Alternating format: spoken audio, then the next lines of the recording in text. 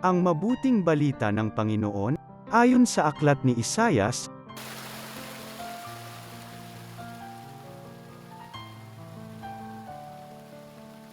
Bumangon ka, Jerusalem, at magliwanag na tulad ng araw. Nililiwanagan ka ng kaningningan ng Panginoon. Mababalot ng dilim ang ibang mga bansa, ngunit ikaw ay liliwanagan ng Panginoon sa pamamagitan ng kanyang kaningningan. Sa ningning ng iyong taglay na liwanag, yaong mga bansa, 10 ng mga hari lalapit na kusa. Tumingin ka sa paligid at tingnan mo ang nagaganap. Ang mga anak mo'y nagtitipon na upang umuwi. Ang mga lalaki magmumula sa malayo, ang mga babae kargang tila mga bata. Ang tanawing ito kung iyong mamalas, ikaw ay sisigla.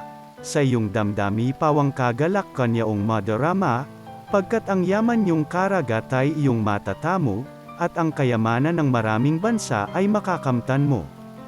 Maraming pangkat na nakasakay sa kamelyo ang darating mula sa Mad-Ian at Efa. At sa Siba na may darating silang may taglay na mga ginto at kamanyang. Ihahayag ng mga tao ang magandang balita tungkol sa ginawa ng Diyos. Ang mabuting balita ng Panginoon.